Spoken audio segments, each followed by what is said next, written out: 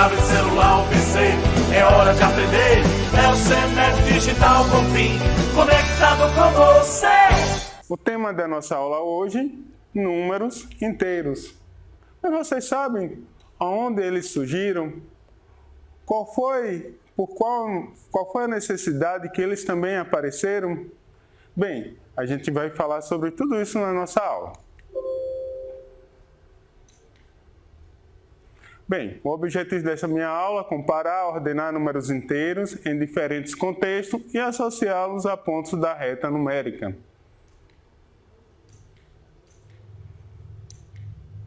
Bem, mas antes da gente entrar na nossa aula de hoje, vamos trazer um pouco da história para que vocês possam compreender como surgiu os números inteiros. Ao longo da história, podemos observar o avanço da matemática, a necessidade de contar e relacionar quantidades fez com que o homem desenvolvesse símbolos no intuito de expressar inúmeras situações. Diversos sistemas de numeração foram criados em todo o mundo no decorrer dos tempos, sendo os mais antigos originários do Egito, Suméria e Babilônia. Com o início do Renascimento, surgiu a expansão comercial que aumentou a circulação de dinheiro, obrigando os comerciantes a expressarem situações envolvendo lucros e prejuízos. As maneiras que eles encontraram para resolver tais situações consistia no uso de símbolos de mais e de menos.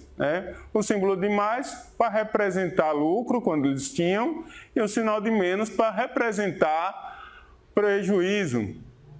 Surgiu então com isso um novo conjunto numérico representado pela letra Z, que essa letra Z, nessa época aqui, um dos países que se destacaram no comércio foi a Alemanha.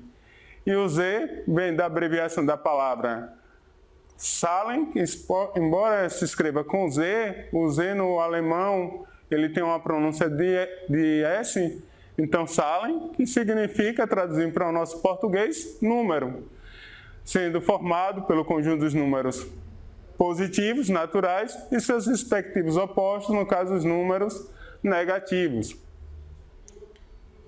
Então, o conjunto dos números inteiros são os números positivos e negativos. Estes números formam o conjunto dos números inteiros, indicado por Z. O conjunto dos números inteiros ele é infinito e pode ser representado da seguinte maneira. Veja, à esquerda do número 0, eu tenho os números negativos e à direita eu tenho os números positivos. Os números inteiros negativos são sempre acompanhados pelo sinal de menos, enquanto que os números inteiros positivos podem vir ou não acompanhado do sinal de mais. O zero ele é sempre considerado um número neutro, ou seja, ele não é nem um número positivo, muito menos negativo. E assim como todo número inteiro, da mesma forma como nos números naturais, todo número inteiro possui antecessor e um sucessor. Por exemplo, o antecessor do número menos 3 é o número menos 4 e o seu sucessor, o número menos 2. Sendo que essa ordem, ela se inverte quando os números são positivos. E temos aqui a reta numérica. Veja, os números inteiros podem ser representados por pontos na reta numérica. Nesta representação, a distância entre dois números consecutivos é sempre a mesma. Os números que estão a uma mesma distância do zero são chamados de números opostos ou números simétricos. Por exemplo, o número menos 4, ele está a 4 unidades de distância do número 0. Da mesma forma que o número mais 4, ele está a 4 unidades de distância em relação ao 0. Então, significa dizer que o número menos 4, ele é o oposto do número mais 4. Aqui eu trouxe uma outra representação.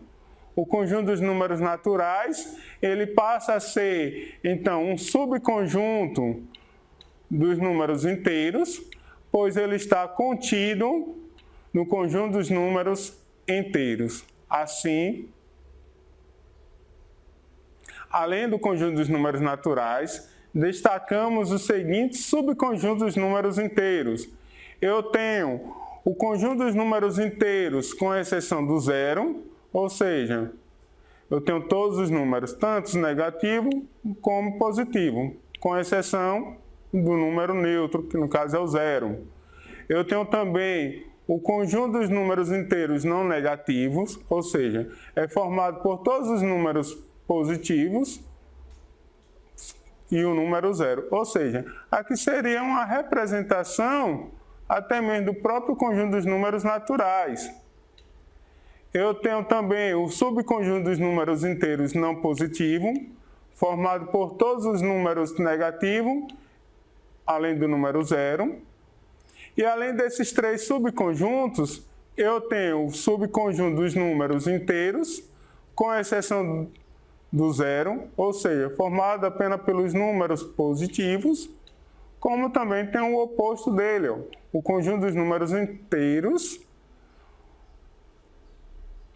negativos, com exceção do número zero, ou seja, eu tenho todos os números negativos em um único subconjunto também. E deixo aqui para vocês aprenderem um pouquinho mais, pesquisarem um pouquinho mais sobre números inteiros. Acessem esses sites, pesquise, se aprofunde um pouco mais no nosso conteúdo, aproveitem esses sites e também façam as atividades correspondentes ao nosso conteúdo. Um ótimo estudo para todos vocês. Tchau! Pegue seu tablet, celular ou PC, é hora de aprender. É o Senet Digital Bonfim, conectado com você.